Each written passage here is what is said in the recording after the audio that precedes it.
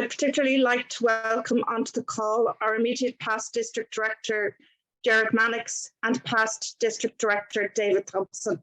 You're both very welcome onto the call. Our session this evening is on building sustainable clubs and successful club succession. And I'm delighted to welcome our speaker this evening, who is Patricia O'Reilly. Patricia is Region 9 Advisor and past District 71 Director. She's a font of wealth and knowledge, and I'm sure she will pass on great learnings to us this evening. So please help me welcome Patricia O'Reilly, our speaker this evening. Welcome, Patricia.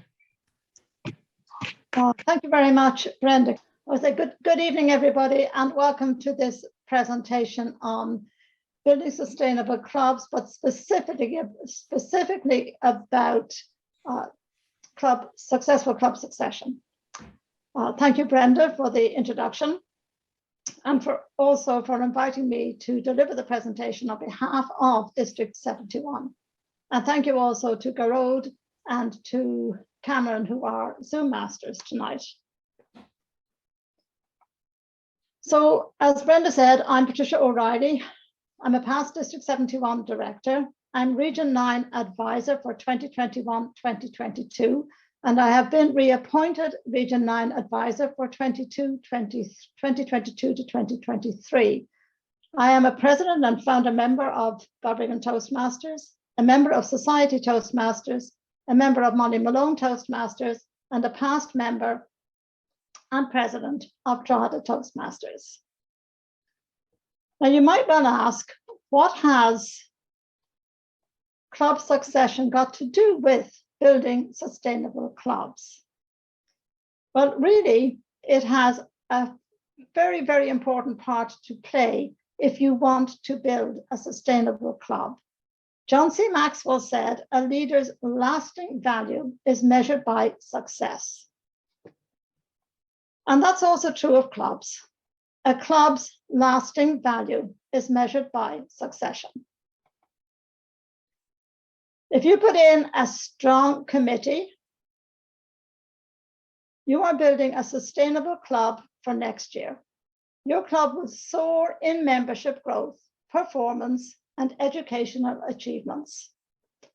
But if you put in a weak committee, your club is likely to nosedive into low membership and poor performance.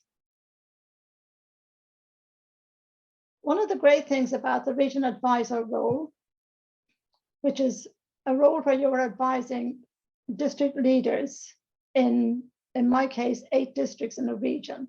But one of the great things about this role is that unlike every other role that we take on in Toastmasters, this role starts on the 1st of April and continues on until the 30th of June a year later. And the reason is that from April until the end of June, so for April, May, and June, you are in transition and you follow your predecessor. You attend everything they attend, you watch everything they do, you get training on how to be a region advisor. So when it comes to the 1st of July and you're let loose and on your own, it isn't such a daunting prospect as it might have been if you hadn't got those 3 months. Now, unfortunately, we don't have that, but if we prepare properly for succession, we can help the new committee to have a good transition so that the club will be a strong club for next year.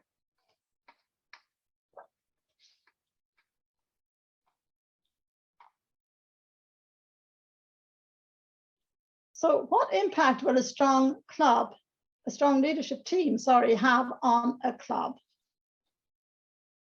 Well, a strong leadership team will ensure that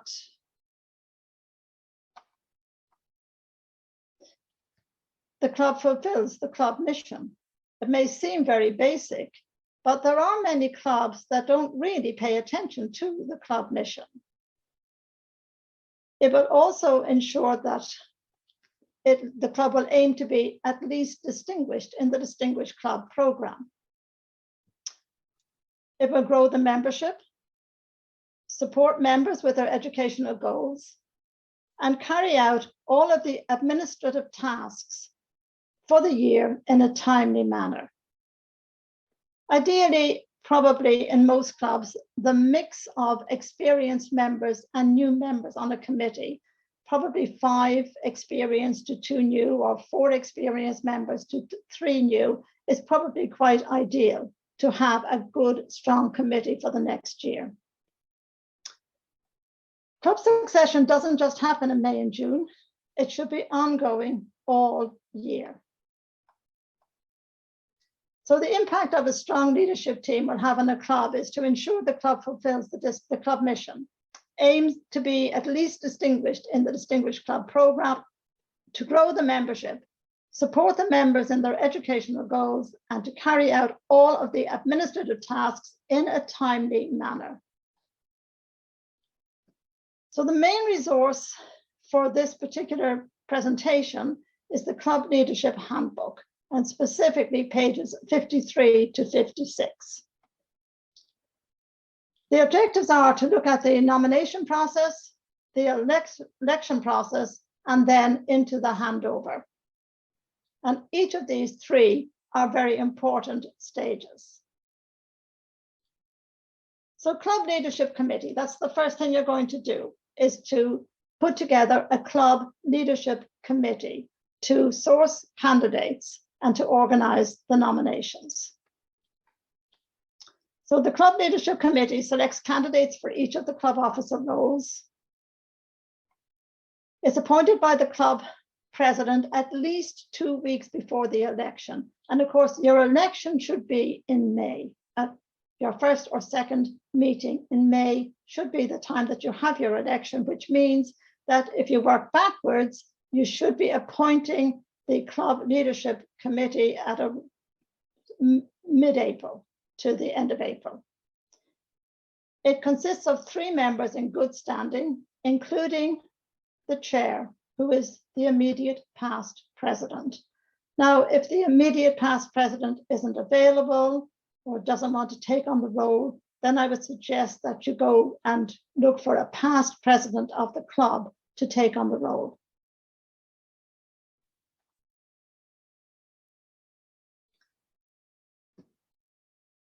And the timeline for holding club elections. So like I said, you should hold your first club elections at the first meeting in May. It can be at the second meeting, preferably sometime in May, I would say. So at the beginning of April, or at least 2 weeks prior to the election meeting, the club president appoints the Club Leadership Committee. The president notifies members of the election and also notifies them of who the contact is, the contact details for the chair of the Club Leadership Committee. And also, it's a good idea to attach a role description. So you will find on the Toastmasters website role descriptions for each of the club officer roles, or you'll get it in the Club Leadership Handbook. So the Club Leadership Committee then goes to work and it starts sourcing potential candidates and looking for nominations. Because not everybody you go and ask if they would like to be the club VPE for next year is going to say yes. So you have to maybe source a few people that might be interested. At the election club meeting, before you start the election, the CLC's report is presented. So a little bit like what we do at the district level, at the club level, the chair of the Club Leadership Committee stands up and presents the report, who the nominated candidates are, what the process was, how many candidates, and whatever gaps there are. A member has to have consented to the nomination to be on the CLC's report. Very important. Don't go along and assume that somebody is going to take on a role if they haven't agreed to it. It's really important that before you nominate someone, you have their say so. They have given you permission to do that, and they have agreed to take on the role for next year. At the election, additional nominations may be made from the floor. So just to put that into, make it a bit more concise.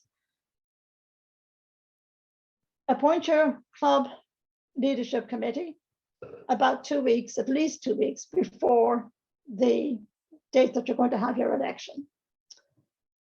Then they go off and they start looking at candidates that they are likely candidates that they think would be good in these roles.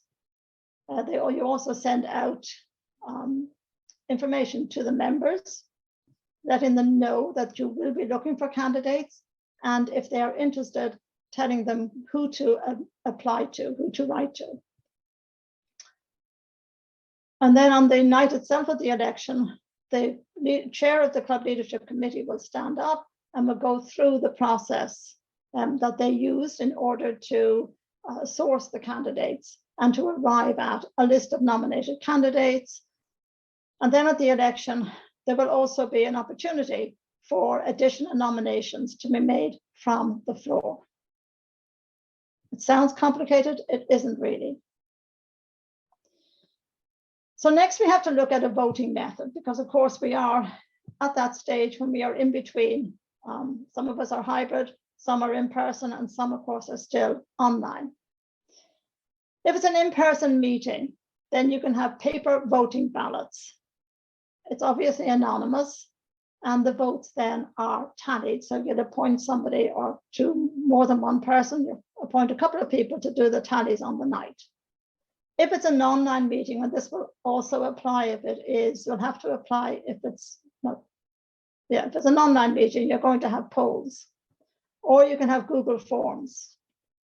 And just to be aware that only active members can vote. So as you will have done that transition from March into April, and we've gone through a renewal period, you need to be sure that they are all, everybody in the club is a paid member. Because only they're the only ones who are going to be able to vote. Again, it'll be anonymous, and the results will be tabulated. Whatever method you use, preparation and practice in advance is strongly recommended, so that it is all going to be seamless on the night.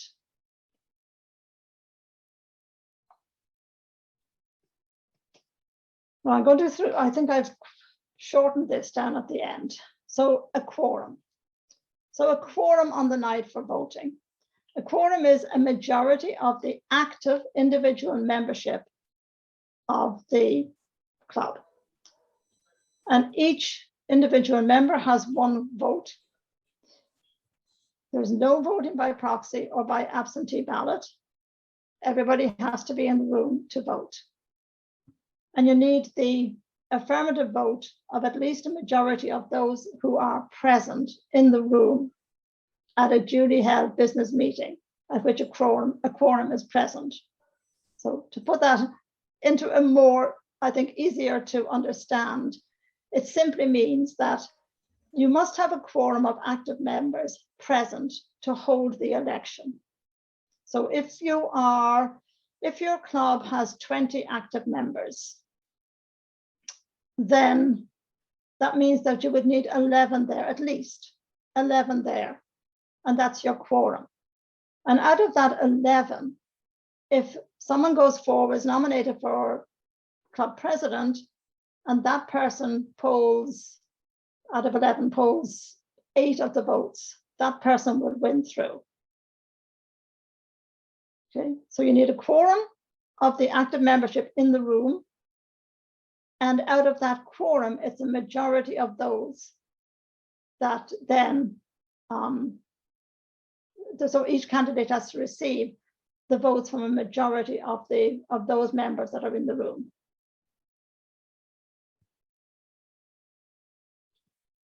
If you have any questions, you can put them into the chat.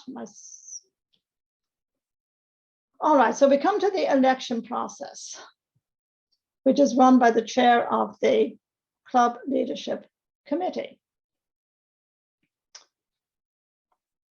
So you run your virtual club election the same as you would as if you were in person. So these two will be done exactly the same. you announce that you're going to hold the election for club president. So you start with the president and move down. Club president, VPE, VP membership, VPPR, secretary treasurer, and SAA. So you're going to hold the election for the club president.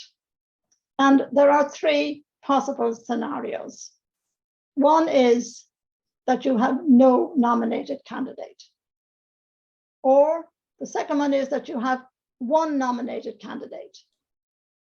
Or you have more than one nominated candidate.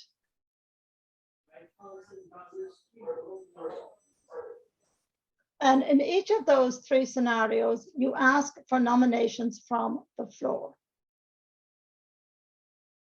Members nominated from the floor must also be seconded. And you ask the nominated member if they will accept the position if elected. So you announce you're going to start with your club president. There are three scenarios: no nominated candidates, one nominated candidate, or more than one. And in each case, you will always ask if there are anyone is going to stand from the floor. And if that person has to be nominated and seconded. And then they also have to check with the member that they are happy to accept the nomination and to go forward as a floor candidate. So you do all of that. And if there is still no nominated candidate, you go on to the next role. If there is still just the one nominated candidate, you ask the club secretary to record one vote on behalf of the club and declare that the candidate has been elected. If there is more than one nominated candidate, then each candidate is allowed to make a 2-minute campaign speech in alphabetical order by surname. And then you create your poll with the candidates in alphabetical order by surname, and you ask your members to vote. You report the result and declare the winner elected, and you proceed to the next election. And it is that easy. It may seem a little difficult, a little complicated, but if you follow each of the steps, it really is quite easy to do it. And every year our clubs go through this election process. So we're at the stage that your club has elected its new committee. What's next? Well, you must register the new committee in toastmasters.org, Club Central, Club Officer Assignment before the 30th of June, 2022. And you do that so that, first of all, Toastmasters International will know who those new club officers are so they can be contacted and they can give those names to the incoming district leadership team for your district. But also, more importantly, you will get a half a point or a half of a goal of goal 10 in the Distinguished Club Program for next year's committee. So you're giving them a great start in the new committee or in the new year. Now you could consider officially installing the new committee. And I think this is a great idea because it gives a little bit of gravitas to those club officers. So you could, for example, I know I should be careful now what I say, but you could approach a member of the district leadership team and ask if they would come along to your club and if they would officially install the new committee. Over in Region 9, where I'm a region advisor, in quite a couple of the districts, they actually insist that club officers are officially installed, and they do it. So members of the district leadership team go around from club to club and officially install them as club officers. And I think it's a great idea because I think that it does give them that little bit of gravitas. It makes the role seem a little bit more important. And it also means that the district leaders are saying, you know, we really appreciate what you are as a club officer, and we are going to appreciate all the work that you're going to be doing next year. And then you organise a comprehensive handover from the current committee to the new committee to ensure club continuity and success going forward. So we're going to go and have a look. Okay.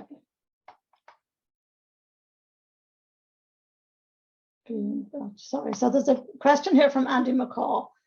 So if I could address the common issue that smaller clubs face, being that no one is willing to take on the big roles such as president and VPE due to the time commitment involved, work and family commitments, etc. And any advice would be appreciated. Thanks. All right, I'm going to open this a little bit to the floor, Andy, but I'm also going to say that I do appreciate, I understand exactly where you're coming from. My own club in Balbriggan, we struggle with just 20 members most of the time, and it does make it difficult when it gets to forming a committee every year. I think one of the things I would say, and it's not going to help you for this year, but going forward, one of the things I would say is always make it always important that the work that the committee is doing. So take every chance that you can to recognize the work that they are doing. Your VPE works so hard throughout the year, and always acknowledge that. And you can acknowledge that at every meeting. You can acknowledge at the end of every meeting that, you know, we are indebted to Joe Bloggs because he is our Vice President for Education, and really without him, we wouldn't have this agenda tonight. We wouldn't have this meeting.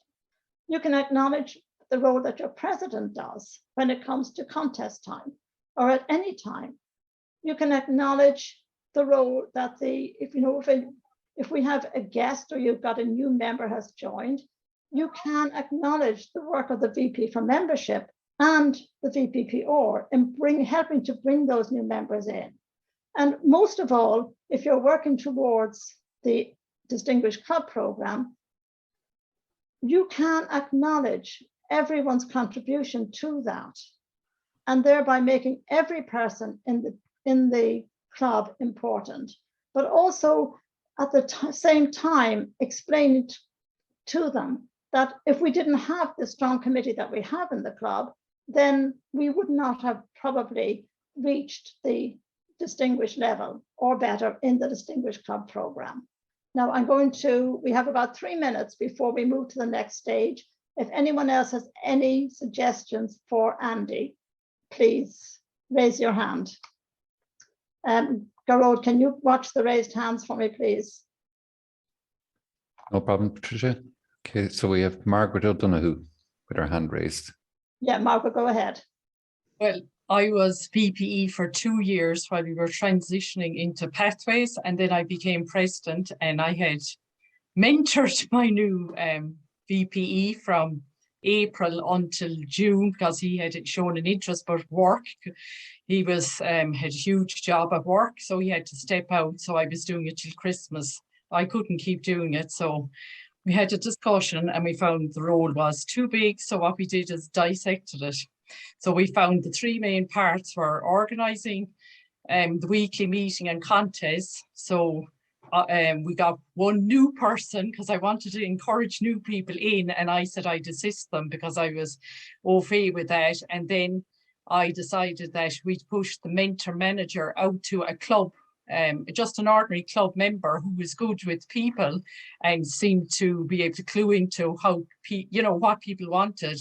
So we elected we asked a person and she volunteered. So when a new member arrived, well, then she took over and found out why they joined Toastmasters and assigned a mentor. And then the other technical part, which is very time consuming, is Basecamp manager.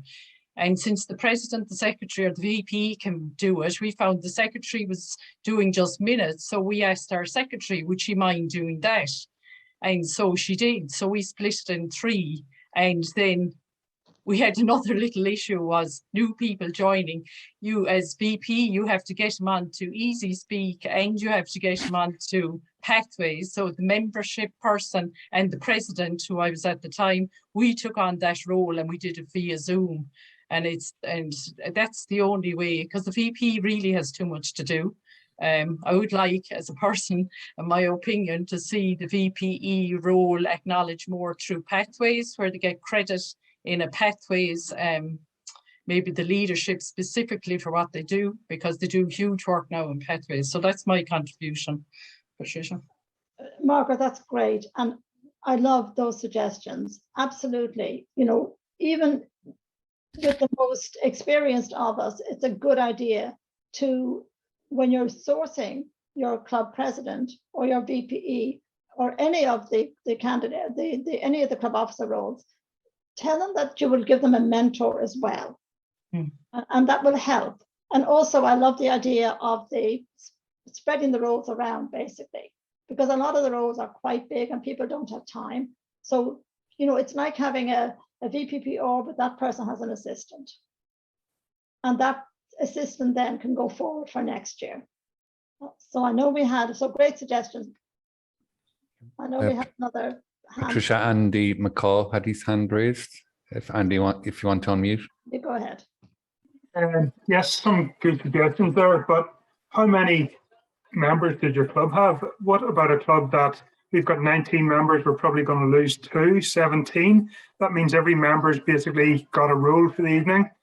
People have other commitments, new babies, careers. It's hard even getting people to step up. You can say about, yes, you're making a contribution to your club, but there's still that issue that it is a lot of work to those people, especially president and VPE. I would say both.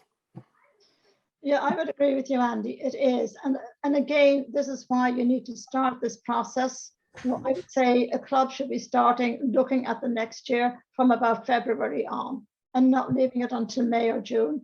I really do understand where you're coming from, but you can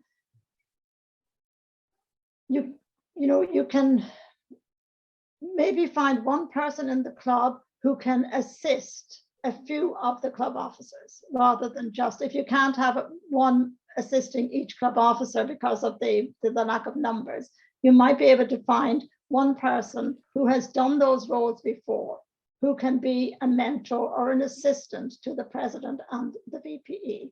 And things like running contests, you know, they can be sourced out to somebody else in the club, and it can be used as a part of a HPL program in the pathways, how to run a contest, or it can be used if they're at the DTM stage, it can be used as their DTM project. So try to think a little bit outside as well of other ways that you can encourage members to get involved. Thank you. Okay, Andy. All right, so I'm going to go on to the next bit. So the next part is where you're going to do all the work and I'm going to go and have a coffee. And we're going to put you into breakout rooms, and I see that they've already organized the breakout rooms. So you're going into breakout rooms so you'll be in a breakout room as if you were a club president, and the vice president of education, VPM, and the VPPR have been put together. Treasurer, secretary, and the SAA have been put together as well. So when you go into the breakout room, what I want you to do is I want you to look at what would be the important things. If you were the club president at the moment, what does your incoming club president need to know? So make out a list of things that they absolutely do need to know. For the VPP or the VP membership, what does the person replacing your successor absolutely need to know in order for next year to be as successful as they can be in the following year? VPE, well, you have a lot to pass on. So what exactly should you be passing on, handing over to the next person? Because the handover is essential, and a thorough handover will help get your new committee off to a good start. Okay, so we're going to give you 15 minutes, and then one person from each of those groups, from each room, will give a quick, no longer than 2 minutes, just run through of what suggestions you made. Okay, so Garoj, you can go ahead, or Cameron, you can go ahead and send them to the rooms.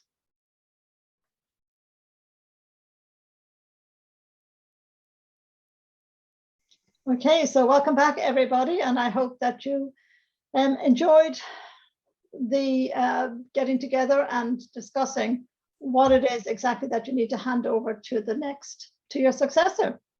All right, so I'm going to ask for one representative from each of the rooms to go through. Now we have 10 minutes left to go, so you're only going to get 2 minutes each. If you go through your suggestions, I do have slide on the PowerPoint. I have a list of suggestions for each club officer role. So if the PowerPoint is going out, it's being sent out afterwards, you will see all those suggestions in there. So who was in the breakout room for club presidents? Margaret, are you going to be the spokesperson? Yes, I am. Great, go ahead. So we asked all the people in the room, and this is what we came up with. So firstly, they wanted to know is what the distinguished program was about, what we achieved, what status we achieved last year, and what we hope to achieve next year. Then another person would like the incoming person to give him a rough calendar of events for the year, like club officer training, contests, when we would have meetings so that they could have some sort of a benchmark for the year. And another person said that they'd like advice on how to manage an officer meeting, because it might be your first time chairing it, how you set the agenda, and especially the time limit you're going to set for that. The other thing we had was that the president's job is to always at club meetings to be the person who would welcome guests and the club members to each meeting, and also to ensure that the VPE knows that they also have to attend the area council meetings with the VPE and 2 district council meetings as well during the year. And support was the big thing, maybe from the incoming president and the past president. So basically that was it, and maybe a bit of PR to your local newspaper to say that Toastmasters was for everybody, not just professionals. So that's me. Okay.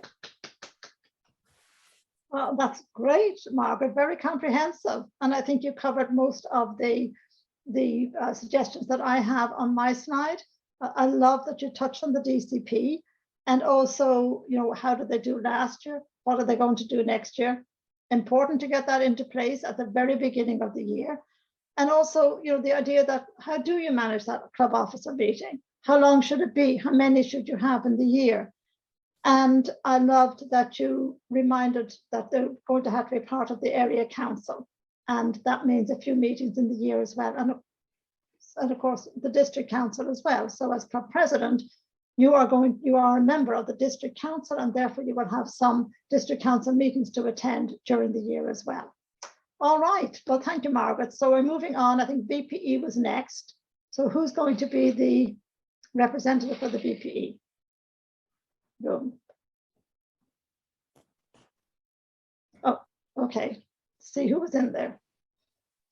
But Andy McCall. Andy, go ahead. Andy, or it might be Eamon McPartlin from Phoenix Tara. Eamon McPartlin. Yeah, okay. Go ahead. We had 2 presidents in the room, so we might have been looking more president. But to look back at the VPE side, all right, for handover, we felt it was very, a lot of the job would be to do with handing over Easy Speak to the new person, getting them up to speed on that, and the administration side, and getting them up to speed on pathways as well, and showing people how to track their achievements, and also to have cognizance of the DCP program. And also the fact that it is a voluntary organization. We are there as volunteers, and we need to grow ourselves as well. So we have to put our shoulders to the wheel. The VPE is a very tough and demanding role, organising the meetings and the agendas. So it is challenging. And I know in our own club at the moment, we're just considering having a second VPE or trainee, which hopefully would follow on to the following year and make life a bit easier, and to also share the load. So I think that's about it then for my minute. Okay, that's great. Yeah. Thank you very much, Eamon. And again, comprehensive. And you know, what's coming across to me here is that our VPEs need more training in pathways, in how to help the new members to onboard onto Pathways and get them started into the Pathways program.